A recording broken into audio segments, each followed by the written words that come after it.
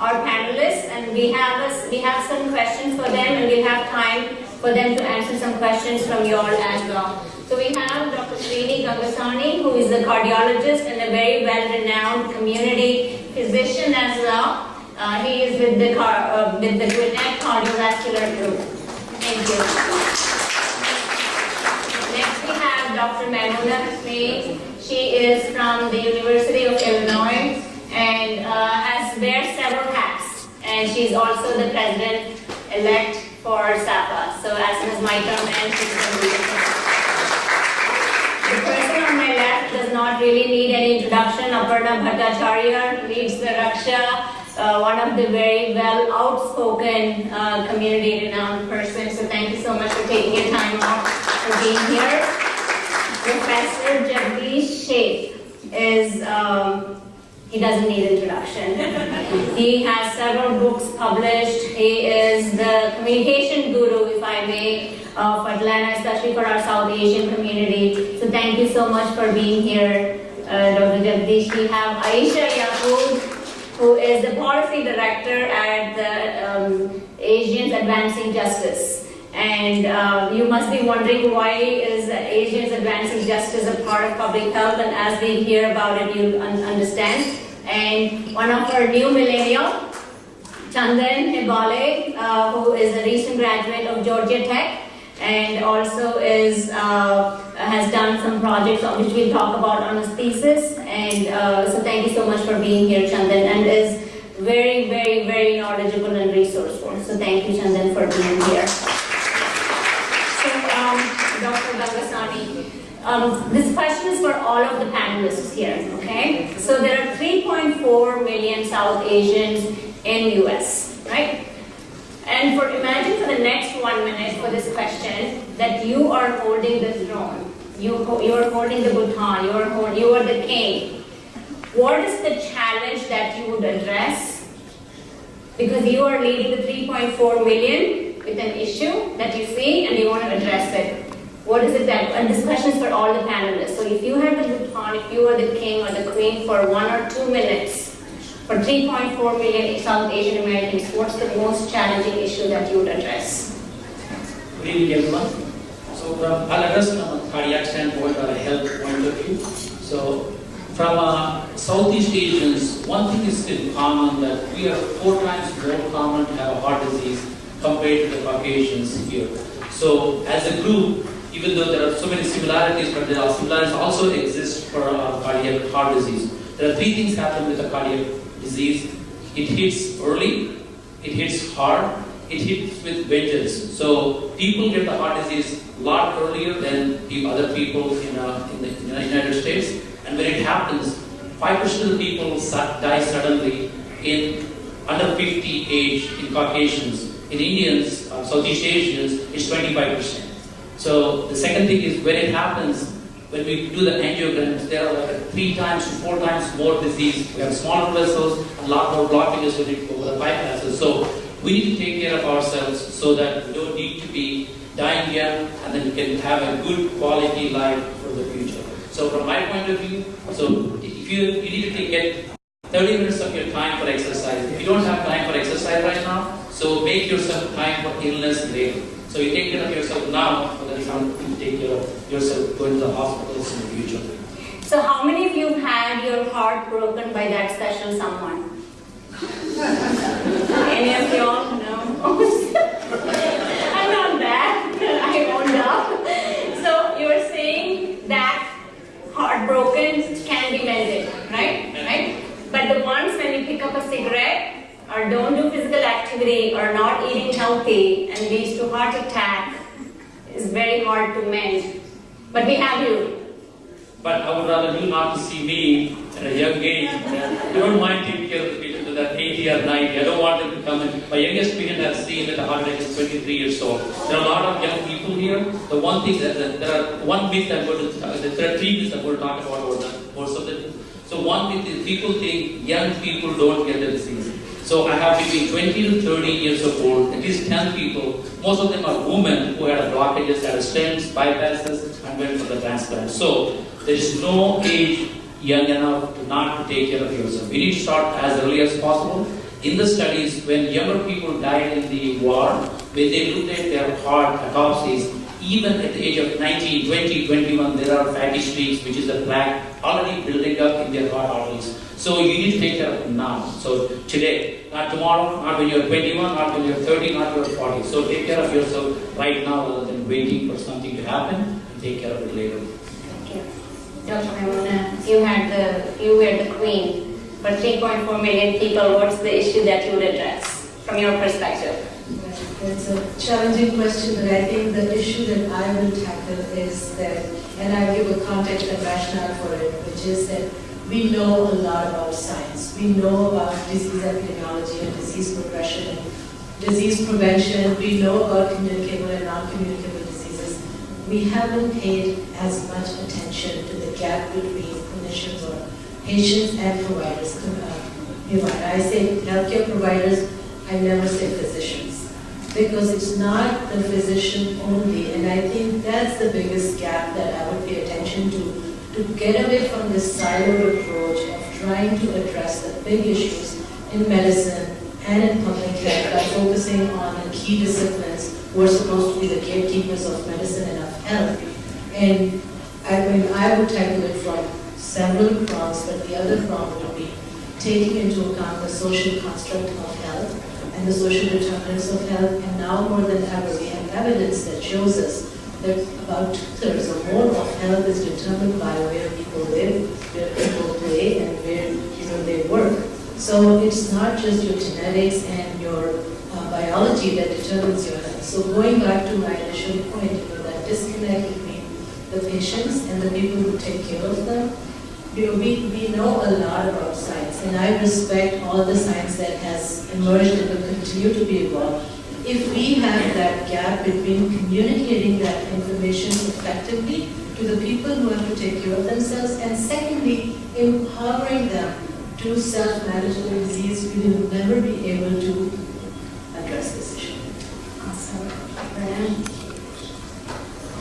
Hopefully most people know what I will say, which is violence prevention. And when we talk about violence prevention, I mean violence in our homes, violence in our schools, violence in our workplace, violence in our community. All you have to do is turn on the news, whether it's sexual violence, bullying, domestic violence, it has an impact on all of us. So if I had that power, I would definitely want to look at violence, how it impacts our health, how it impacts our mental health. If you look at the statistics or you look at the trends of how many of these shooters have a history of domestic violence in their history or grew up with bullying and harassment, then we kind of think if we address the mental wellness of individuals and provide them with support, then we may not have as many shootings as we're having on a weekly basis almost. So I think really addressing mental health, dealing with violence prevention. One of the things that I've also seen with even my colleagues that have done this work is how being exposed to violence has impacted their health, the stress of it all, whether it leads to a lot of folks that I know that are also dealing with cancer and domestic violence at the same time, to the stress that comes in from, just living with abuse in general. I've had clients who have left their abusive situation, and that pain that they had been suffering with, that back pain, had suddenly disappeared because they got out of that violent situation. So if you're asking me, I think violence prevention at every level is the one thing I would address that I always push for. Thank you so much, Aparna. And Yusra and Shifra, you were asking who's Raksha. So she's been leading the ED. She's the ED for Raksha for the past few years. It was actually a decade probably. 18. 18 years. There you go. Been with the organization 22 years. So you can understand her passion and where she comes from. Thank you again, Dr. Jagdish Sheikh. I will take a slightly different view, but it's all very complementary. I think the biggest issue we are all facing as South Asians specifically is time poverty. We just don't have time. And time poverty creates more stress than money poverty. Otherwise, the New Yorkers would be, very much happy-go-lucky, and the Pacific Islands would be all stressed out, right? the reverse. And I think we are learning what causes stress. Partly it is definitely the environment in which we are, whether it is an employer setting, home setting. I think we are just putting too much of ourselves in a stress situation. The question is, can you avoid it, first of all, if you can? And if not, how can you cope? To me, stress is probably the biggest biological as well as mental and even a spiritual problem. A related issue, especially with younger generation, is that they seem to be not knowing who they are. There's an identity problem. Because they are in transition between two generations, the immigrant first generation and the first born and the second born. We call them ABCD, which is a typical notion, right? We talk about born year confused daisies, as we call them. But it's very real in the sense that today they want something where they have a meaning in life. And the meaning of life they are not getting from religion. They want spiritual belonging of some sort. It's coming from non-religious sources. So a new buzzword we have created in the academic world is a secular ethics in some fashion. Very important. That they really don't feel they belong somewhere. I'll just add one more thing based on my work in demographics. One of the biggest problems I'm finding is that as much as 35%, not true among the Indian, South Asians in general, but generally, are living alone by choice. They have given up on family as a unit. At one time it was only the widow who outlived the husband who lived alone by choice because she did not want to be in the family, she wanted to be independent, her own house, driving, etc. Even centenarians today they want to drive. And they're not just in Florida, they're everywhere, right? But living alone by choice is a major trend. As much as 35% of the US population will be choosing in between first-time marriage, because 18 they leave home and they don't marry till 28. In between divorces, which is not as uncommon as it used to be, that transition. And of course, when they live alone. What happens is that when you live alone, there's a whole society which doesn't belong to the neighborhoods. Neighbors don't talk to neighbors. Can't relate to your own siblings, which is another thing. It's very fascinating. There's a very good book called Boarding Alone, which I think is worth reading. It's absolutely brilliant. We are analyzing that demographic. And my view is that our younger generation, which is what I would like to address in my generation, is really strongly of the belief that they can live alone and they'll be happy. The reality is that may not be the case. But you do feel a sense of not belonging, and because of that, you feel a sense of, in fact, loneliness in some fashion. Then you see all the escape mechanisms. Some will go towards spirituality, which is a positive force, but others say alcohol, drugs, and ultimately committing suicide. You see an enormous connection there. But to me, it's the second major problem. Stress clearly more universal, and living alone, especially among the younger generation. Dr. Sheth, I was going to bring this up later, but I don't know if you all knew that some of the literature and research shows that married men live longer than unmarried men, than single men, and single women live longer than married women. And I've always wondered why. I should go ahead if you were the queen.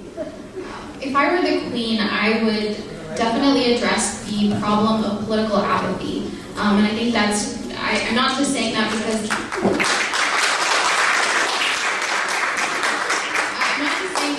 that's my job, but I truly believe that a lot of the problems that we're seeing in today's society can be addressed or at least mentioned in some political aspect. Everything from what Dr. Vandana mentioned about where people live and how people live and where people work and the conditions in which they work, a lot of these are rooted in the political suppression of a lot of our communities, whether it's people living in low-income housing or working low-wage jobs with no access to healthcare. I think at the core of it, if we stopped ignoring the political reality of what we're living in, we could be so much more successful. And and I know my guest to the right is probably going to mention voter engagement and low rates of voter engagement among South Asians, and I'll touch on it a little bit, but what I am fearing is not just the lack of voting, but it's the lack of engagement on a larger level, whether that means talking to your representatives, talking to your city council people about issues that you're seeing in your schools or in your neighborhoods, whether it's writing a letter to your congressperson or making a phone call about a bill that you are very passionate about. I think this is something that we see lacking in the South Asian community. And I'll be very honest, I was definitely an ABCD when I was growing up. And it wasn't until I realized my true passion for uplifting the voices of South Asians and Asian Americans that I found what it is that I want to do. And that's why I've channeled my work into civic engagement. And one of the big things that I always talk about is, you know, amongst millennials, the low rates of voter engagement. The reason that I got into this work is in 2014, less than 13% of millennials under the age of 30 showed up to vote in 2014 midterm elections. Less than 13%. If you look at the numbers of people that voted, it's shameful amongst millennials, but also shameful amongst Asian Americans and South Asians in particular. You know, we're happy in Georgia that we have 9 elected officials that are Asian American, but that's 9 across the entire state. I believe only one of them is South Asian. So we can do better when it comes to political involvement, political education, and actually just getting out the vote. Thank you, Aisha. And Jalen, thank you for being here. You're one of our community leaders. He's also the city council person for the city of Johns Creek and has mobilized the Chinese community specifically in the city. And Chandan, you would be the youngest king. So how many millions did you say? 3.4. 3.4 million. Okay, so I can only imagine how many amazing food recipes are within those 3.4 million people. I think if I was the king, I'd initiate a food truck initiative amongst the 3.4 million. And I say that in jest, but also so I think there's a bit of an issue where I feel like there's a lot of, you know, we come from a very rich and old heritage culture.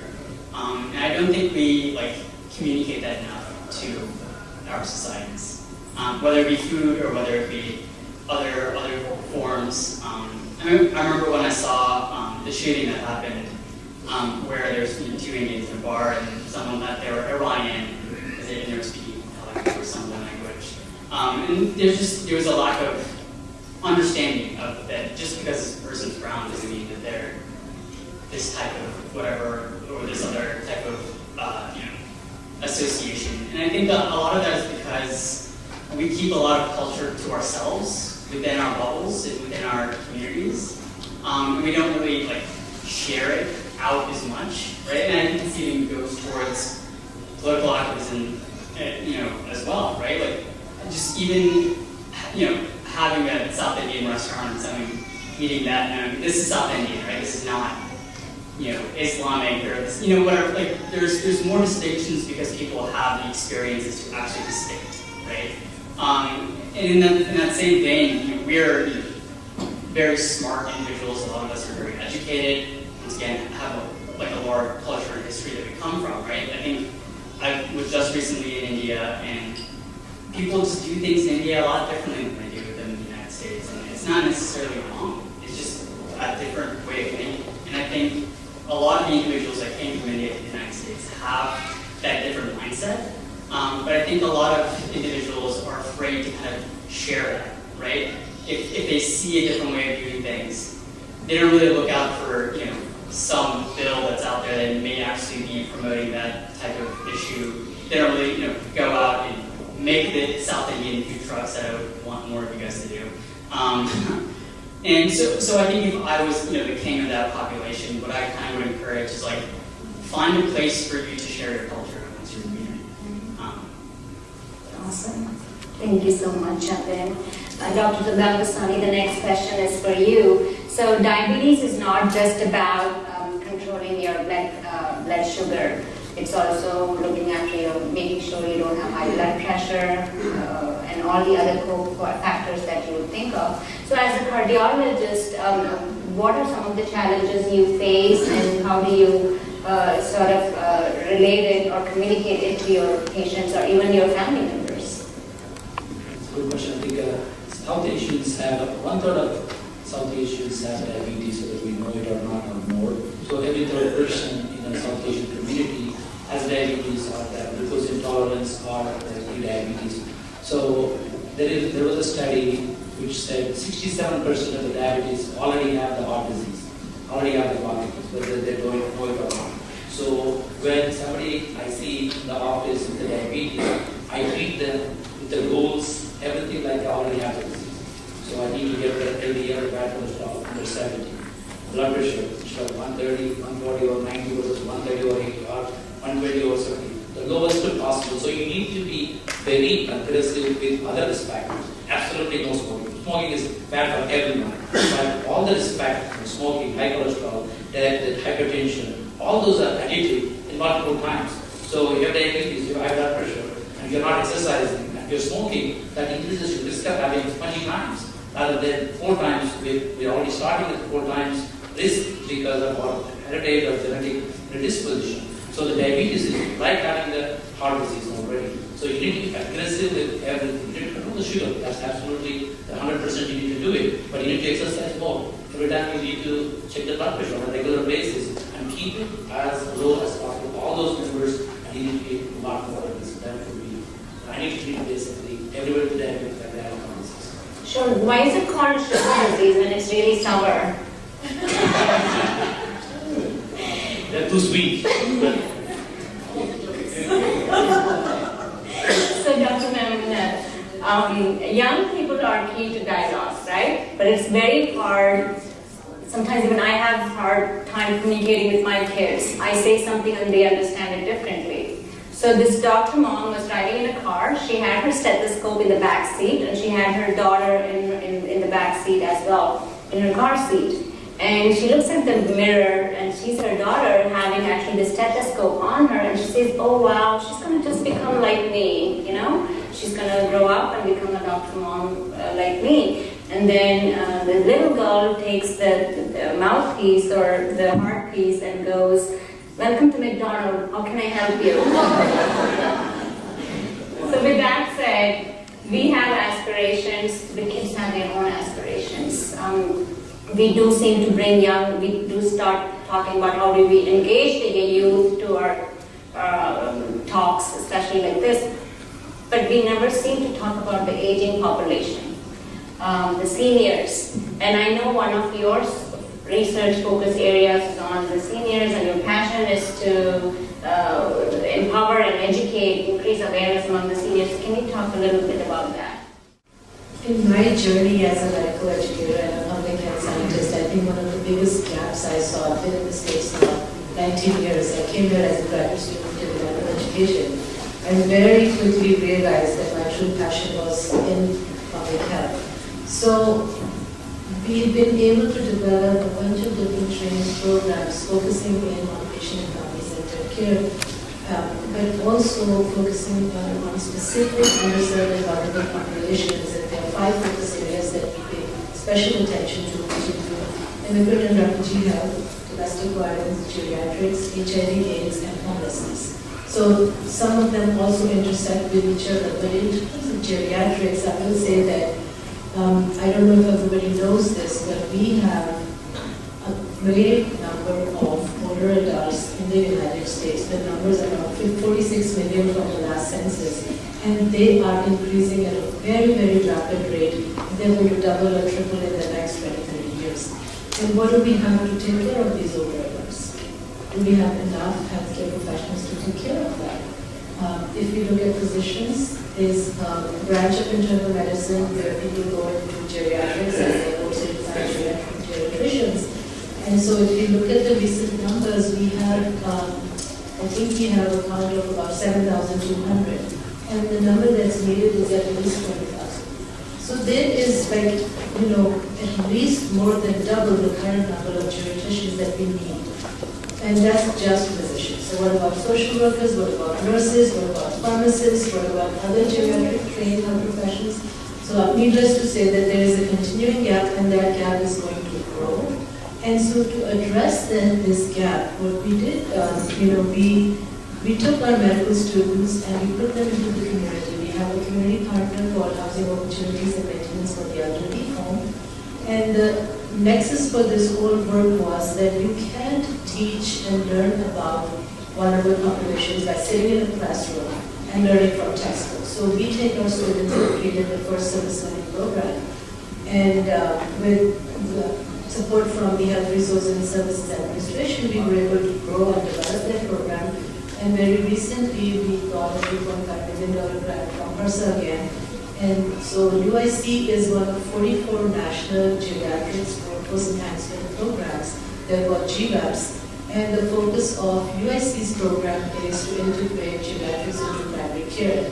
And why we're doing that, because as I told you the numbers, even if we look at the future projections of geriatric trained clinicians, we're not going to meet the gap. So the solution is that you train people who are in primary care and in other disciplines, you train them in the basics of geriatrics. So we have a 4-pronged program, and one part of that program is called online accredited learning in geriatrics. So I have a few brochures on the table.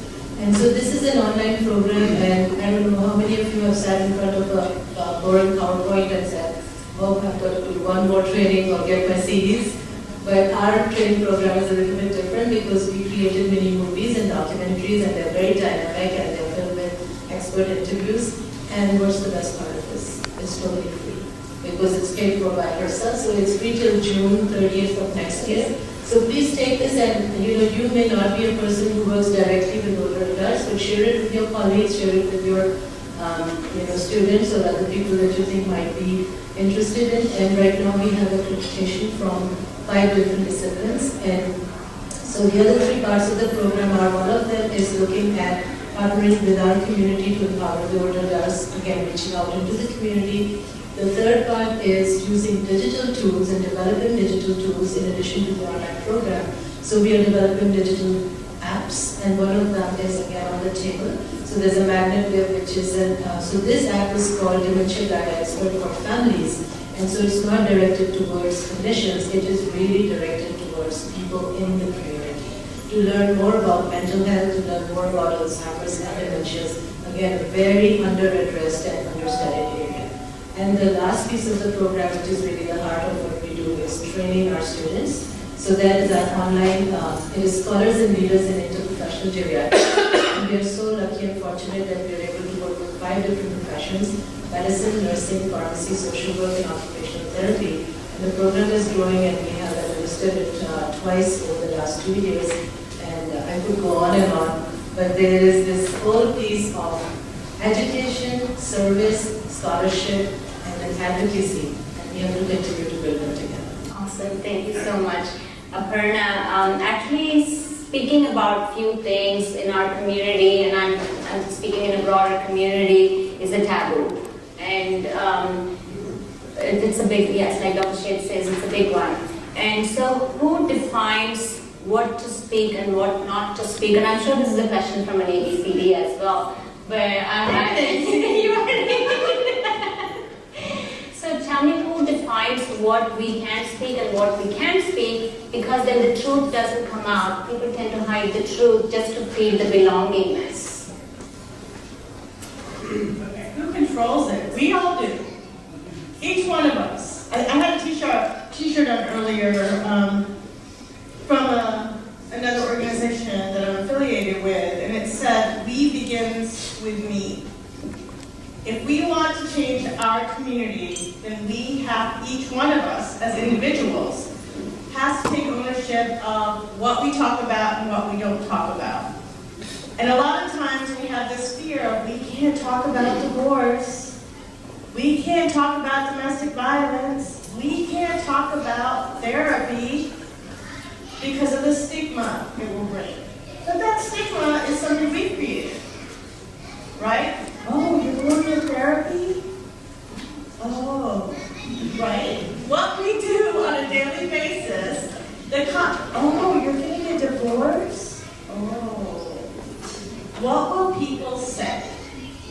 And we're so worried about what people will say, we're not taking care of ourselves.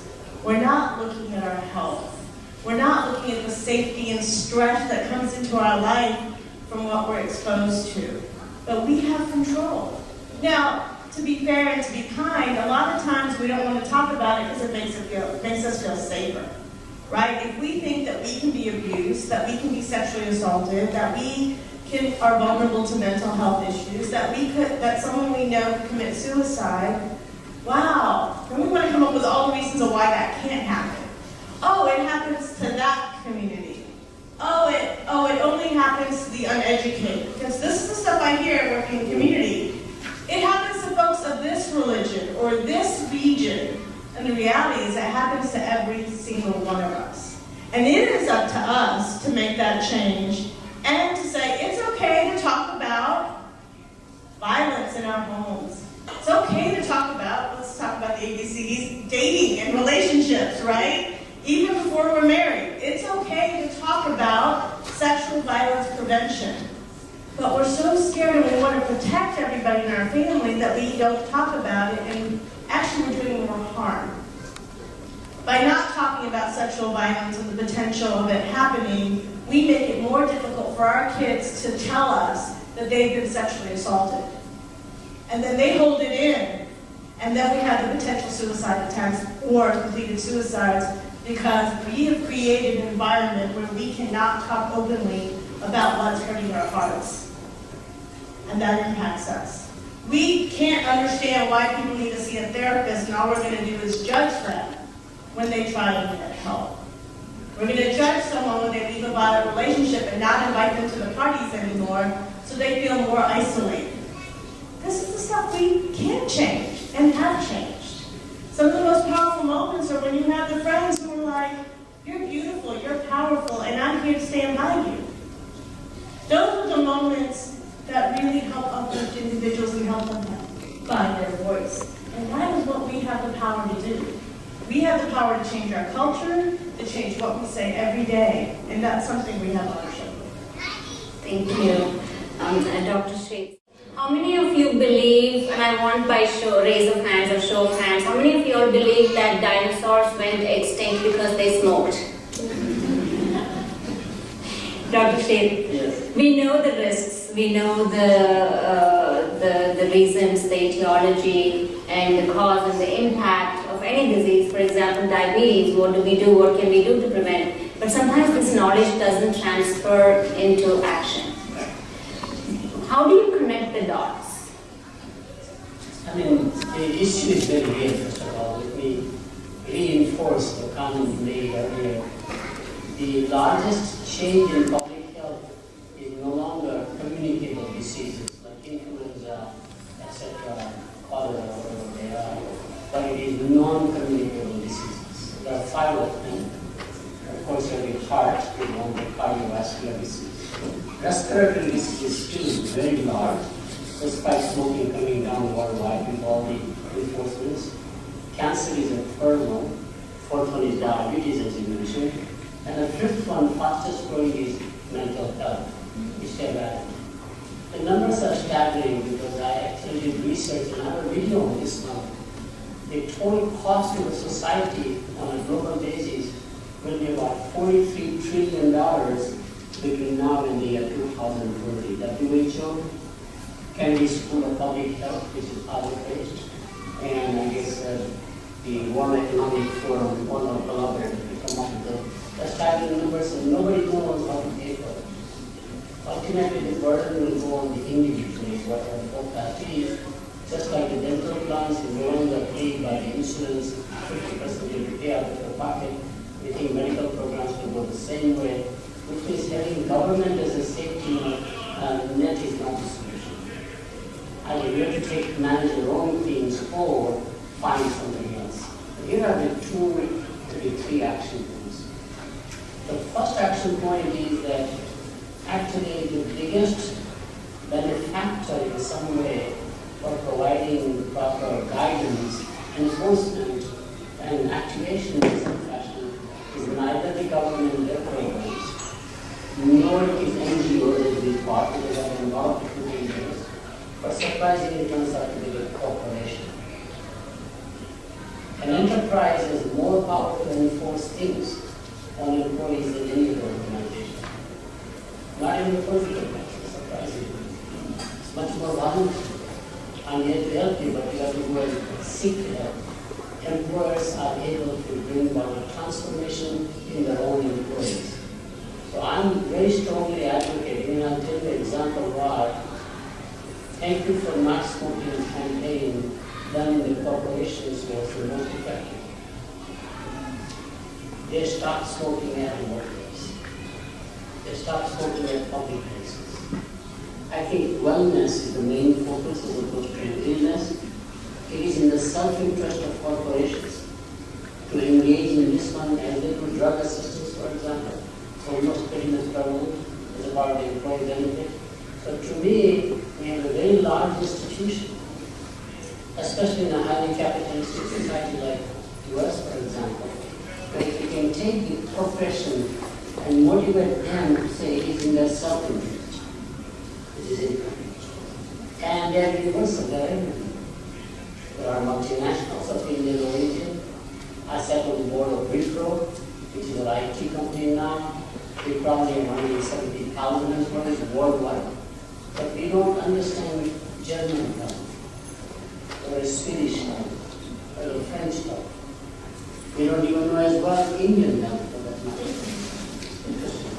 And there are multinationals who are now finally coming to grips with this issue that this is a real problem, which is their problem, not societal problem to be paid by the government or through charity and philanthropy to be basically delivered or actioned on the NGO side.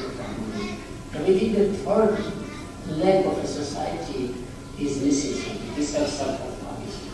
But they can actually enforce it, as they've done on many things. Because as an employee, you have a tort contract law, and contract law allows more power, surprisingly, than any government has, which I was very surprised pleasantly, because I deal with business corporations. I'm a professor of management. So that's really one. The other thing is, really, I must tell you, as a financial literacy and health literacy generally is very poor worldwide. So somehow, my view, for example, is that just a book that came out, our genes are not compatible with our diet in this country. I'm going to focus in the US.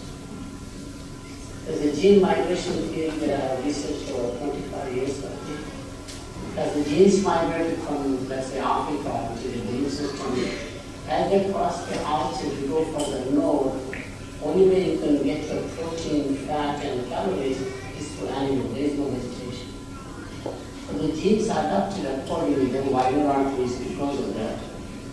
If you take the blubber of a whale, which is the most saturated fat, Eskimos can eat 3 times a day, nothing will happen. But if you feed the same diet to a Sicilian in southern Italy, they will have a problem. Our diet here is northern European in this country. Besides processed foods, and our genes are not compatible. In addition to stress, this is another key problem. It's fascinating. So if you take a cheese, Northern European cheese will have 40% fat content. Go to Mediterranean countries, it drops to 2.5%. You go to our equator, tropical area, it drops to 0. Saturated fat comes from oils like olive oil. Avocado in Mexico, for example, coconut oil changes completely from a saturated fat or animal-based to a non-animal-based. Now the research on the minimum product categories, I think that's a key problem, especially in India, which is another part of South Asia in general. They have modernized themselves in terms of the diet, and the diet is not compatible. I find the same thing about shoes. Podiatry is a growing practice in South Asia because we are wearing shoes. In tropical countries, shoes are constantly. Because in Scandinavia, you have to have 2 socks and a boots. Boots become shoes. Shoes become sandals. With no socks, which is the way one should be dressing. So food, shelter, and clothing, 3 things we do are gene incompatibility with our makeup. So that's another area that if you can educate and properly guide. And I'll give you just one quick example for success will take a long time. There is an experiment going on in Southern California in one community where somebody who is a philanthropist is funding. There are 400 or 500 people who are born into a communal social group. They are going through regular checkups. This sporadic or event-based, going to an association or a faith-based organization, let's go and have a checkup for the heart, etc. is not known. It's a daily maintenance. And they keep track. You have to have your blood pressure taken, you have to have your blood analysis done over time. They're showing the chart. It's scientific based. And it's having remarkable change in terms of intervention. If that can be closed on a national level, I think we have this Open Salvation Committee, mostly Indian community in this critical case, but it's very fascinating. So I'm very hopeful it can be done, but unfortunately we don't change in the crisis. I'm the same way. I don't change. I should exercise, I should diet, but I don't do it till out of necessity. I have to do it. So to me, those are the action items. Thank you. So Aisha, the work that you do is very important, and everybody can vouch for that. I think you're the only one who received clappings. But apart from that, Jay Lynn is here, having run for office myself. We faced a flurry of hostile situations. I guess could be for the brown skin, and there might be many other factors. But can you tell that, is that something, the challenge that we would have to face, continue to prove ourselves, or will we be ever accepted into the political arena? That's a really tough question. I will ask you guys a question. Have you heard of what's happening right now in Edison, New Jersey? So, for those of you who aren't familiar with what I'm talking about, there are 2 Asian Americans running for city council in Edison, New Jersey, and there have been flyers and postcards and posters spreaded around the city talking about how the Chinese and the Indians are trying to take over, and we must deport them because we have to make Edison great again. This is the rhetoric that's being used in Edison, New Jersey, and in parts of the country that we haven't heard about yet. It's not something new. It's been happening for the last couple of years, but we're seeing that Asian Americans have now become the targets of this kind of hate speech and a lot of hate crime. I know a lot of people in this room might know of people, might have heard news stories of actual community members being attacked or being bullied, especially when it comes to children in our schools being bullied for the color of their skin or from their heritage. Unfortunately, I do not have a good answer for if it's going to get better, but I know that one of the things that we can do is make sure that we are using our voices to make sure that the people elected to office in our cities and in our states echo the voices that we like, not the ones that are being drowned out right now, or we should be drowning them out. Unfortunately, with the kind of rhetoric we're seeing on a national level, it has seeped in. The Make Edison Great Again, where is that coming from? It is very reminiscent of a recent campaign that we all just saw last year. And I think it's a signal that this is coming to cities near you, to states near you, if it hasn't already. I don't mean to scare you, but unless we actually get the votes out in our cities and in our states, we can't stop this kind of rhetoric. There are municipal elections happening 2 days from today. So if you have a municipal election happening in your city, if you're back home by then, I hope you do go get a chance to vote. And the city of Johns Creek has an election on Tuesday as well. And that's your next opportunity. I mean, it is as simple as electing somebody to city council that reflects your values, that reflects the kinds of issues that you care about. When we look at the main issues that South Asians or Asian Americans are really facing right now, a big thing that our community members and especially our faith groups are expressing are hate crimes or bullying or hate speech. I work a lot with the Muslim and the Sikh community in particular, and they express a big sentiment about why are our children continuing to get bullied every single day in our schools. This is a problem in Georgia, and I know it's a problem across the South and across the United States. And it sucks because our Sikh community members are getting the bulk of the hate that is directed towards a community that they're not even part of. And we have to work together with our community members, with our public health practitioners, with our political leaders to make sure that we are addressing this for what it is. And it is hate, and it is political scapegoating for an easy way to call it. So, Aparna wants to say something. Well, nobody deserves that hate. So I just want to be very clear that nobody deserves that hate. And again, this is where we have to have some serious discussion of how we treat each other and not thinking that violence is a way to be able to treat anyone that way. So Thank you for clarifying. Awesome, thank you. So Chandan, your recent work on your thesis is that very much in times of use now since the election is on November 7th. You all don't forget to go vote if you're citizens. When they do go to the polling station is what your research was on. So can you speak about that briefly? So they all have 2 more days.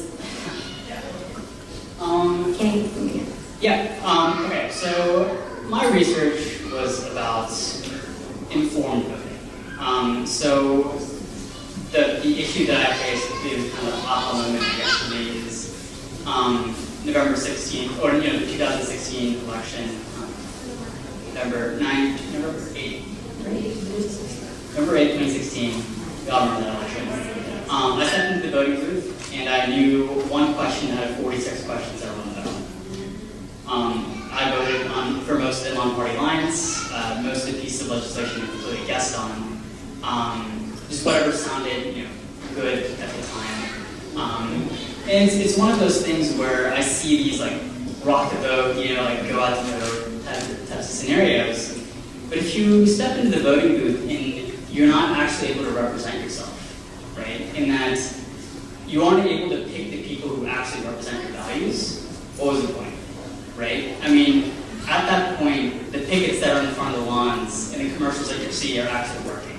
That's actually how votes are that's how democracy is running. And if we allow ourselves to just go into a voting booth without looking at what the options are before we go in, right? We're letting the picket sign and the ads run our democracy.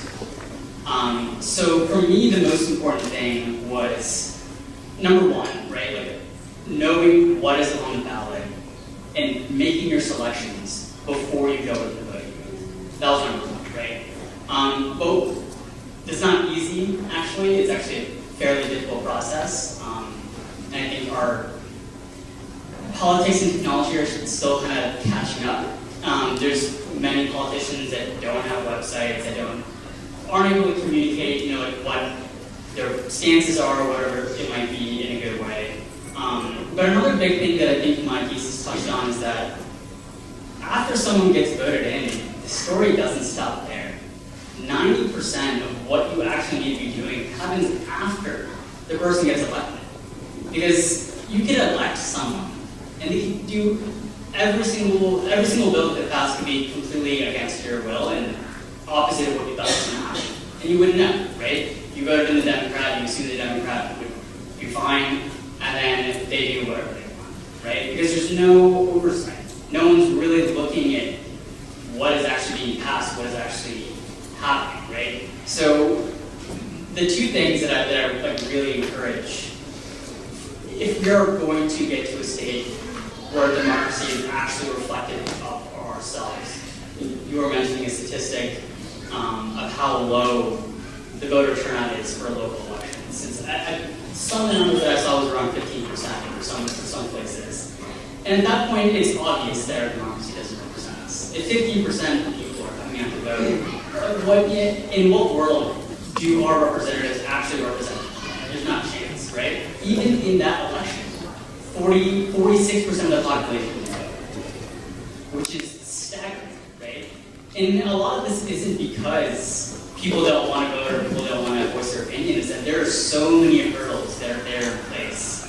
Finding out what is actually on the ballot, getting to the ballot, like putting in your submission, even after that, tracking what that representative is doing.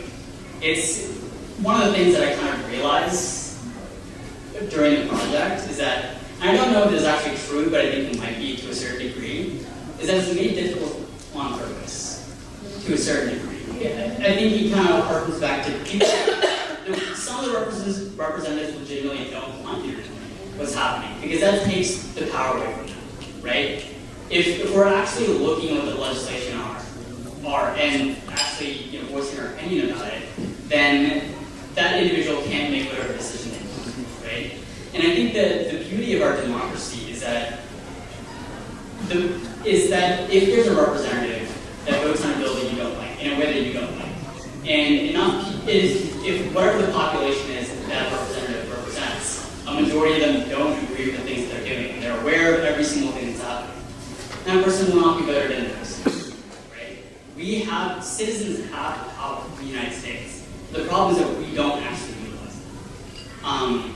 So the entire project was about how to take the power that we already have and make that more accessible to us. How can we take a 13-page bill, right, and be actually able to understand what's happening in there to be able to voice our opinion as to whether or not we want that or don't want that, right? Right now we see a wall of text. And there's multiple things that I kind of did to address this issue. I don't know if any of you guys have seen on Medium. It's website where you can put blogs. There's on Medium websites, there are certain sections, there are certain lines that are highlighted, right? Those are the most tweeted out lines of the article or whatever it may be. So I essentially applied that to legislation, where you can go through a piece of legislation, you highlight the sections that are the most important to you, and as it goes by, the most important sections of the piece of legislation become highlighted in a crowdsourced way, right? So you're not relying on CNN for your news, you're not relying on Fox for your news, you're actually looking at the bills themselves. Because a big thing that I kind of faced during this entire project was alternative facts and fake news was becoming a real big issue during my project. And the thing that I realized is that the only real news is the stuff that's in those bills. Because everything else is just a layer of opinion that someone else has put on what is actually happening, right? And unless you're actually looking at the real thing, there's no way for you to know what's actually going on. But once again, it's not us. Like, as it stands right now, like, there's a lot that you have to do to actually figure this stuff out. But the thing is the only real way that we're going to build better societies that actually reflect our values and the opinions that we have. And I think the reason why I initially was saying we have this population that is so educated, that has so much culture and history behind us, is that we have the capability of making radical change in our communities. We have the intellect to do so, and we have the numbers even to do so, right? And we owe it to our communities to voice those opinions. Because if you don't do it, someone else is going to. Democracy only represents the people who reach out. That's what it comes down to. Is that 15% is actually the only people that are represented. So if you're not part of that 15%, you're being ignored.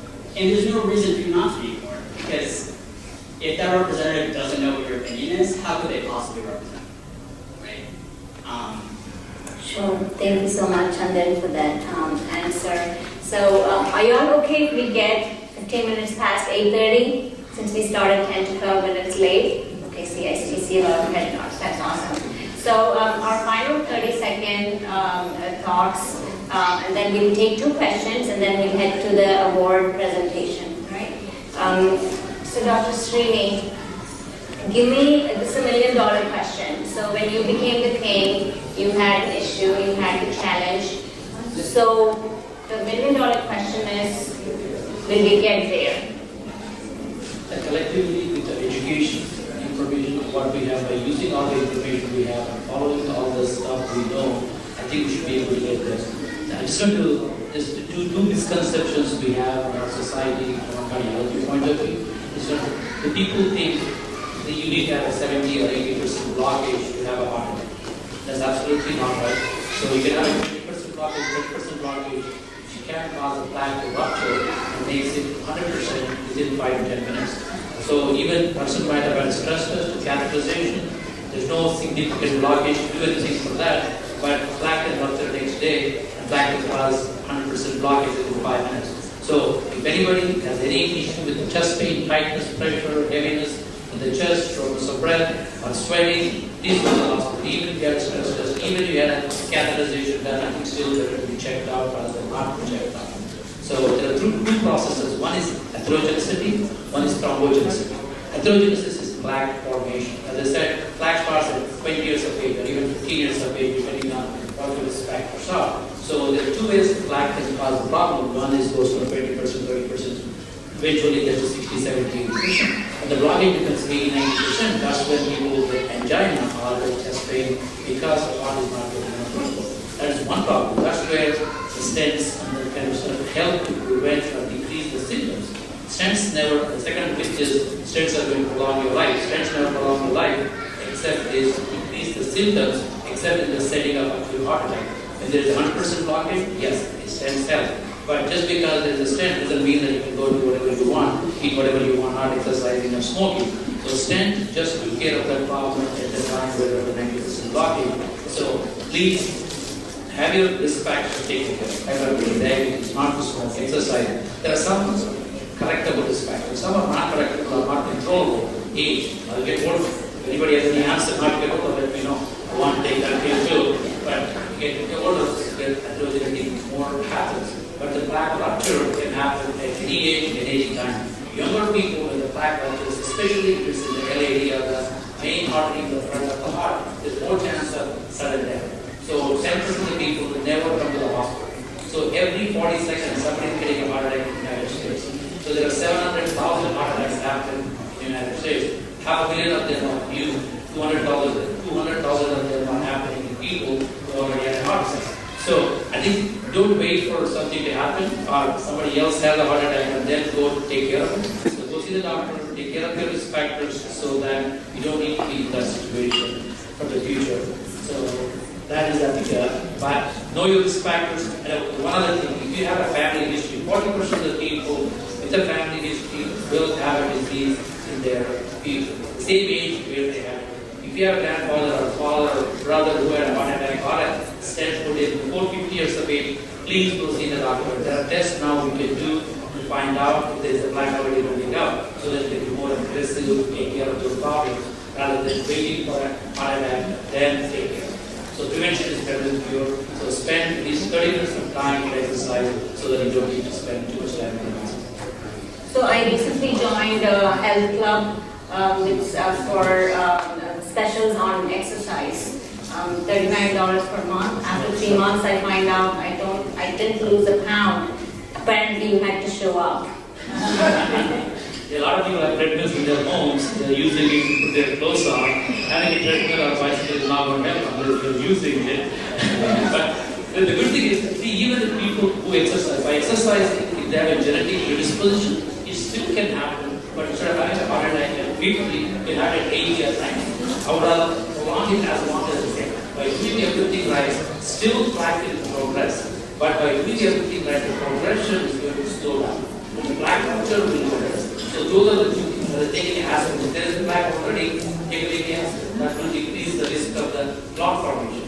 If your cholesterol is high, take the cholesterol medication so that the regression happens for 10% of the time, but it slows down the progression. It also decreases the plaque rupture.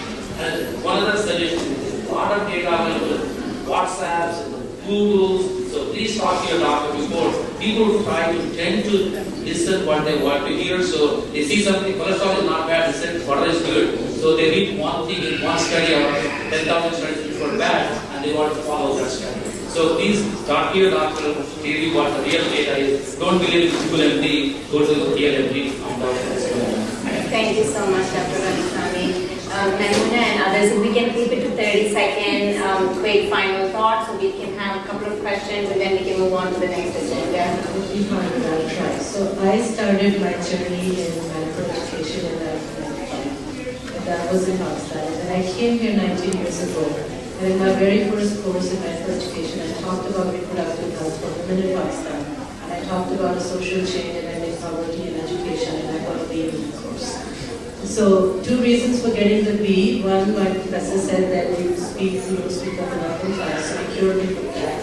Second, he said that you're too passionate to be an academician, and this is not a medicine's job. So I have actually a lot of hope now. We have change the narrative. We are talking about social justice, we are talking about equity, we are talking about health as a human right. Look at all the panelists, the topics that they touched on.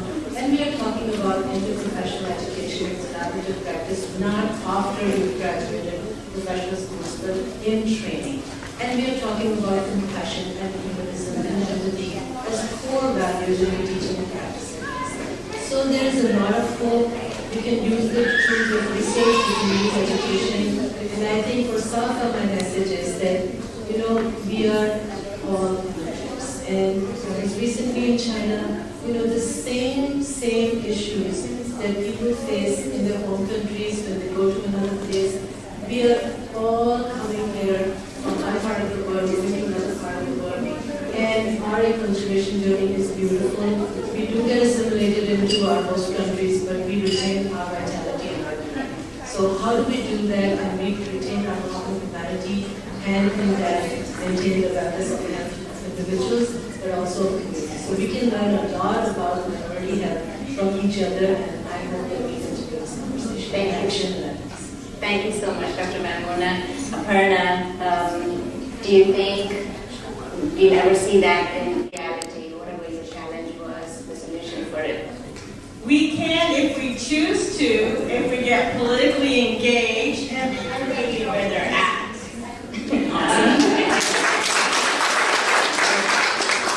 Thank you.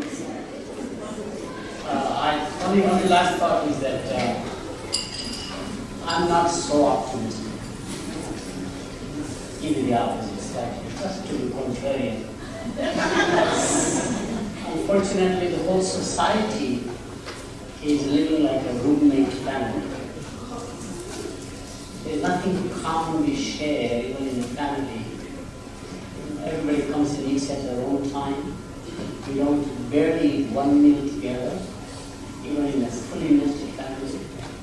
Kitchen has become a common place. Everybody eats, even if they eat, they go back to their own room. One is actually on YouTube something, one is text messaging. And I've taken pictures of my grandchildren. I'm 79 years old. I've been teaching 55 years. I've seen this transition in this society, especially in the US, where it's much more like a roommate family. In the old days, the children came home. Mom thought about what to make. During summertime, they would play outside, do your homework. 6 o'clock, everybody ate together every day. And there was Uncle Cronkite, Walter Cronkite, we all watched. Those days are gone. To me, this fascinating. So I've taken actually pictures of our grandchildren and family where everybody's text messaging each other, sitting next to each other. Then I found that mother, my wife, and we are doing the same thing. It has not been young generation, the old generation. So this digital technology and access to the outside world is shutting us out from having internal relationships. And the biggest losers in the process are aging parents, especially in India, which I'm doing some research. But even here, we are shifting relationship from bonding by kinship, love relationship, to more than by friendship. Fascinating change. It's happening. To me, this technology is going to be a major disruptive in the way we live together at one time. And in the process, this phenomenon of American-born confused ACA, ABCD is going to be true for people who are born outside also like me. I'm as confused as my grandchildren are. Thank you. I am still a little bit optimistic, and I would say I think that the tides are changing. I can tell you some statistics about Georgia. In 2016, our organization and organizations that we work with in the community helped to nearly triple the Asian American vote in 2016. That is not saying a whole lot when you look at the voter turnout in the first place. So it is an accomplishment, but there's still so much work to do. Now in 2017, I'm sure you all heard about the special election we had in the 6th Congressional District with tons of millions of dollars thrown at our election. The Asian American community was the highest community of color that showed up to vote. So the highest non-white voting population. So if that's not saying something, I don't know what is. Now, that's a good sign, but there's still so much more work to do. I have a couple of challenges for the South Asian and the Asian community in general. Not just voting in municipal and midterm elections, but thinking about what we're doing to prepare for the 2020 census. Now, so much of the work that is done, the public health field is based off of the census, right? How are people living? Where are they living? What kind of income do they have? And all the different characteristics that are described within the census. If we are not getting our communities to actually be part of the one major tool that is referenced by most public policy, then we are not doing our jobs. So I would just leave you with this. I am hopeful, but I will be more hopeful if we can get a good showing in the 2020 census. Thank you. Chandran?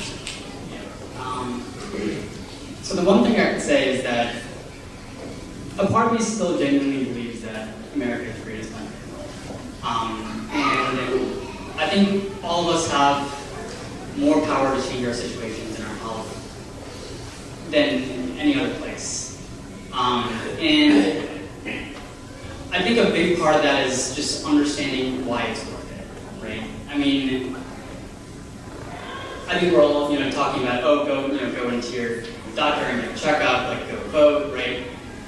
I think a big thing, I think all of you, to a certain degree, at a deeper level, want to do those things, but for a different reason. You want to be healthy. You want to be there for your families in the future. You want your voice heard, right? So I think a big thing that I want to impart is just identify the things that people are telling you to do, and ask yourself why it's worth it for you to do those things, right? Because if you don't have a reason behind it, if you don't put something deeper down into a connection to go see the doctor, to go vote, whatever it might be, you're just doing it because someone's telling you to do it, or you're doing it through force of habit, right? And I think here more than any place else, we can make Diwali a national holiday, right? It's one of those things where once again, the people who go into the doctor's offices are the ones who know more about the ones who step up and vote are the ones who get the voter holidays, and whatever it might be, right? So if you genuinely want to improve your situation in your health, you have more of a structural support system outside of your family than you think, right? Not just outside of your family, but just in the structure that you're in, right? And a big thing that I also want to say is that this whole make Eagleton Edison great again.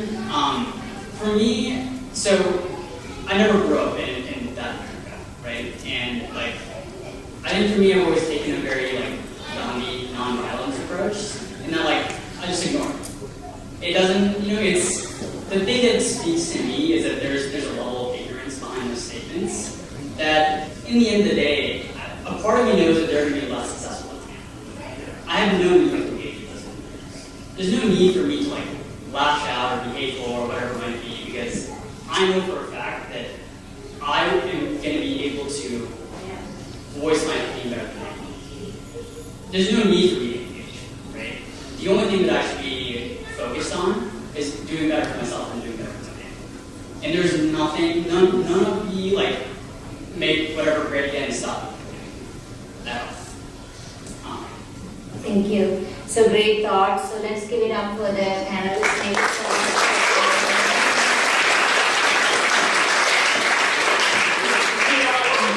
We can take a couple of questions, just two. So one from the lady there and from Arnab. So go ahead. Hi, my name is Anita Paul. I'm a member of APHA. I'm going to start with the student here. I'm sorry, Chandra. I respectfully disagree with you.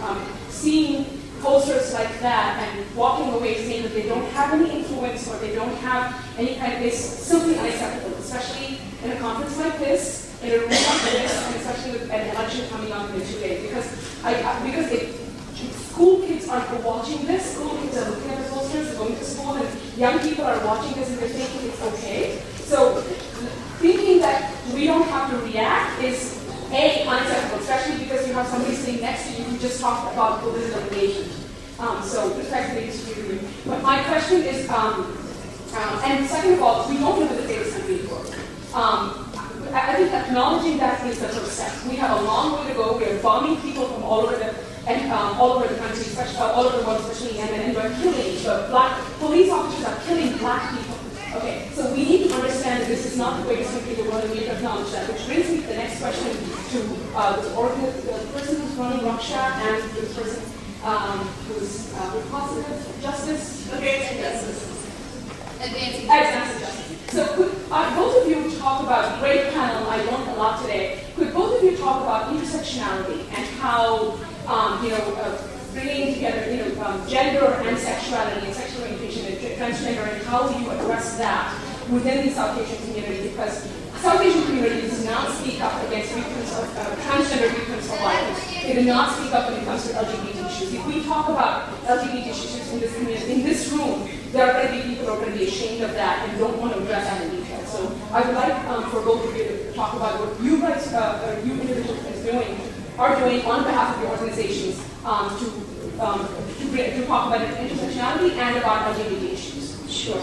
Let's make the answers brief and then we go to the next question. Go ahead, Pranav. We do tons of training for not just our community, but within service providers, and we integrate the whole intersectionality. To deny that there are LGBTQ folks within the South Asian community is abysmal to even think that that's not true. In fact, from my understanding, there was a trans South Asian who killed themselves in the past month.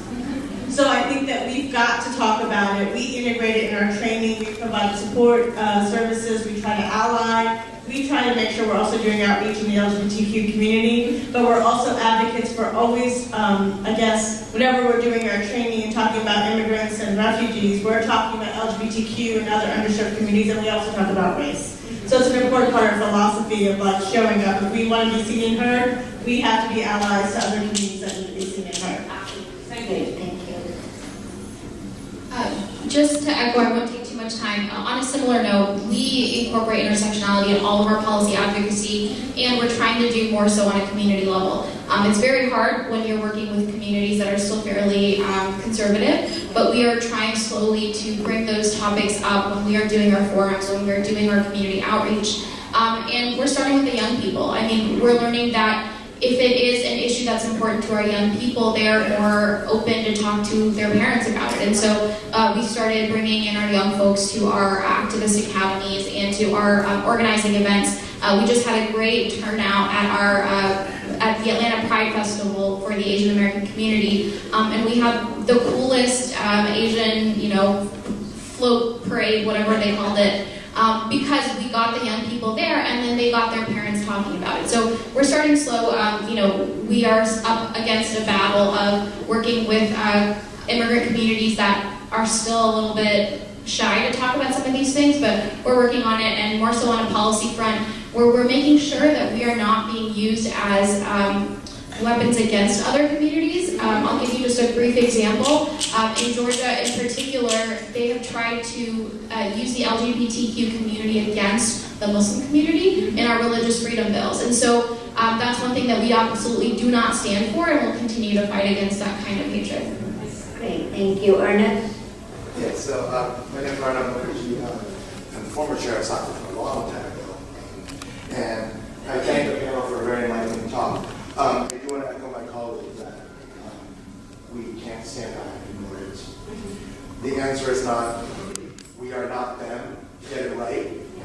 I'm not Muslim, I'm a Hindu, so go shoot the Muslim. That is not right. And I think the model minority pedestal that we all stood on, people looked like us that wasn't an asset anymore. We were scared to go on the side. We were scared to get on planes. We were the ones that were randomly searched.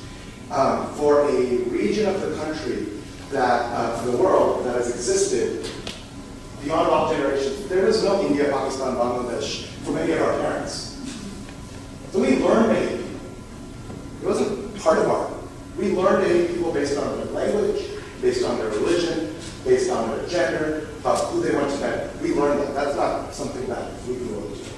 So I want to remind us that this is all fabricated, this is also social construct, to use the term that was used earlier.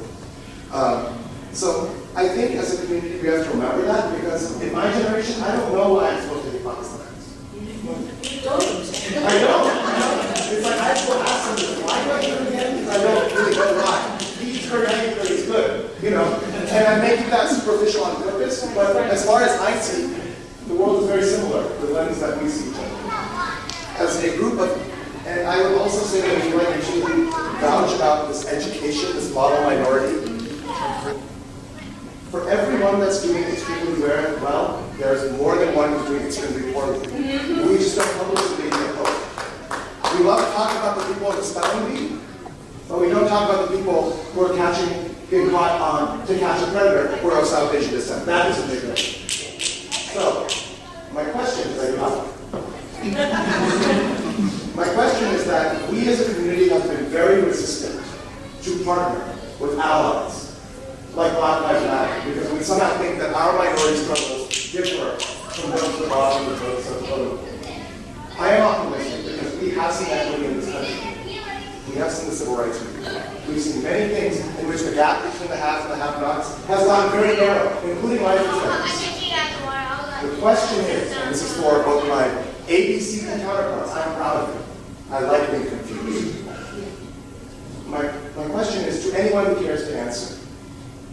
How is it that in solidarity, not just with other Asian Americans, but with the people who really suffer the most severe discrimination inequities in this country, how can we make active efforts to partner with our allies so it's not divide and conquer, it's not us versus them, it's not get it right on this ground, not that ground. And I pose that to any of you.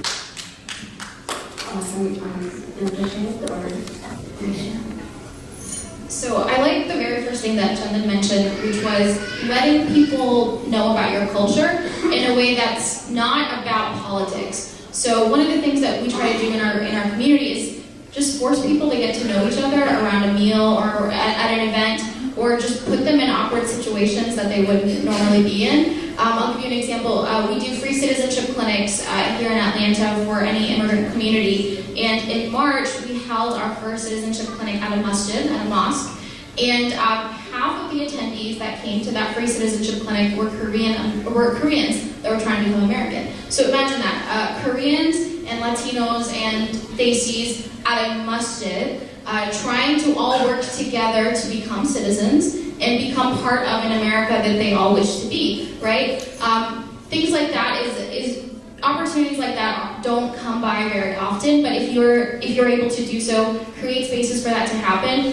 Be thoughtful about who you're including in the room and not just put out invitations to the Desi community or the South Asian community. If you are hosting an event, make sure that flyers are available in different languages. That's one thing that we don't always address is we are talking to people that are often low income or have less education than we do, and we have to be able to provide those services or that kind of information in language. And so I think the biggest thing is being thoughtful about the kinds of events that we host, be thoughtful about the kinds of people that we bring into rooms and what their challenges might be to be there. If you're hosting an event, think about transportation options for people that might not be able to get there. Think about language and think about other barriers that might exist to get them to be there. So my biggest problem with a lot of solidarity events are you only get invited if you're already part of the solidarity movement. So I would say reach out to the folks that aren't already there, the people that are still in search of their own equality, and try to bring them up try to get them in the room with the other folks that are also still trying to get there. Sure, I would go back to my earlier action. I've seen more inclusiveness in the corporate world than I've seen in any of the sectors. Affirmative actions are enforced.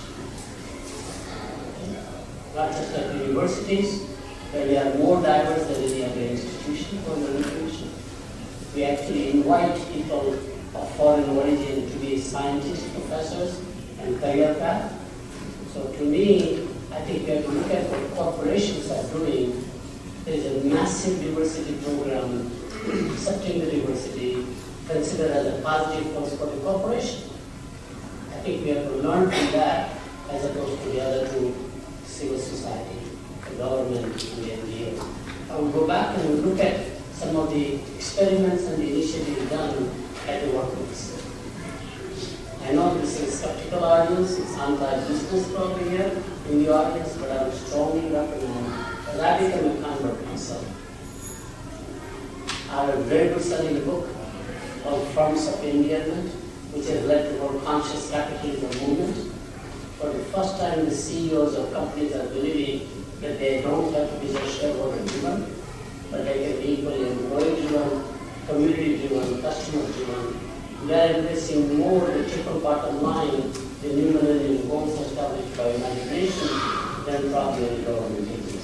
So please, look at that side, and you will find there are some excellent initiatives, not only in this country, but all over the world. If you look at a workplace and you see the composition of people working together, you will find that the diversity is enormous, not just between the African Americans and the white population. And in fact, there is overwhelming evidence in India, surprisingly, if you take two cities, where one city had a riot after 2004 incident, the other city did not. Equal amount of Muslim population versus Hindu population, and the common denomination was that in the city where there were no riots is because at the workplace they had bonded together as communities. What bonds us more across diversity than any other thing? And to me, we therefore need to understand that part of the freedom as a concept. So we in Fulton County, actually this is Fulton County, we initiated, so you have to find champions in political offices. So who was my previous boss, from our office we initiated the Interfaith Coalition because we were non-competitive forum, just a government forum. We brought interfaith leaders together, and one policy that we changed was in the invocation during the Board of Commissioners meeting, we had Hindu prayers, we had Muslim prayers, Baha'i prayers, Christian prayers, of course, every time it happens, but all the other prayers that has never happened in the history of the county. So you have to have those passionate people trying to change those policies. So Chandan, we'll finish with your thoughts and let's move to the next agenda. Yay. So I'm really glad that you brought up this whole aspect of how can we work with other individuals who also are facing problems within our society, right? So one thing that I kind of thought of when you said that immediately was like, for example, if you wanted to push through a bill to have better vegetarian school lunches, right, in our elementary schools, middle schools, high schools, right? Having better school lunches, period, is something that helps lower income individuals, is something that helps many different, aspects of the community, right? So even though something may be driven from a South Asian problem, right, these are human issues that affect many different types of people. And if your goal is to improve the human condition, you're helping more people than just a certain community, right?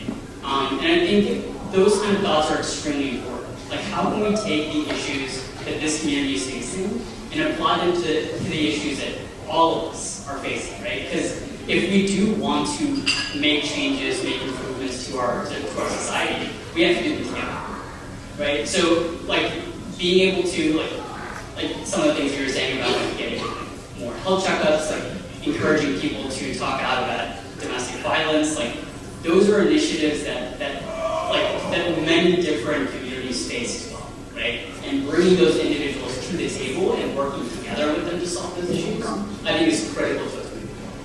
Okay, Dr. Shet, that's the final comment. I'm going to let him finish the panel discussion. I do want to mention that this has been under research. This country is quite unique in terms of cultural assimilation.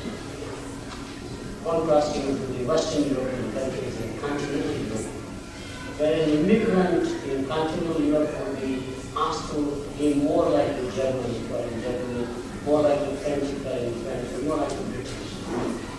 Here we assimilate new cultures and new immigrant populations by the majority changing their space. Minority actually are leading in consumption, which actually done a lot. In England, for example, which also has become very much like us now, the most common convenient food is no longer fish and chips, which is their starting food. It is Indian food. In this country, the largest amount of pasta is consumption by central Michigan people who are all Scandinavian or Germanic origin. They have no business eating pasta or pizza. It is not a part of their diet. And I find fascinating that in this country, African Americans have always led in music and fashion. It's the white majority who are adopt the behavior, and by adopting their behavior, accept the new laws. We have the counter evidence on the other side, despite all we talk about it. This is a very unique country. We are more like a salad bowl, not a melting pot or a stew essentially. In a salad bowl, what you have is separate lettuce, carrot, cucumber, etc. Each one is an identity, but it's put together nicely, and they are common dressing. The common dressing tends to be a couple of value systems that we all, if we believe in that value system, we find this country very good to us. And the belief in value system obviously is that even your freedom to worship what you want to do primarily, those are the kinds of things that we believe in. The most common ingredient in that dressing is the accent. My kids never thought that Indians please. They don't have my accent. I don't think I have an accent till I listen to my videotapes. And I find a strange accent. And I joke about my southern accent. Very interesting. So to me, a common denomination, my kids and myself are very different. My grandchildren the same way because they're only Americanized. The accent is a common bond. So I think we have to be optimistic for that. I think quite often it's more of our own self-reflection why we feel we are not doing anything. The acceptance of Asian children in the school is massive. If you look at the record at Berkeley, for example, find massively, even though population is only 10-12%, 30-40% of the kids apply to the state university of Berkeley, UCLA. Now they can put a reverse quota. There's an affirmative action against 5% white family to say, why are you not including the majority in the state? That regard, and the state has just become minority together with majority. It is interesting. So there's a counter evidence we also need to look at. But to me, it's quite often our own self-perception. Why we feel like we are the still minority. I don't think so. Very different experience to us. I don't want to make fun. This is my positive. Thank you so much.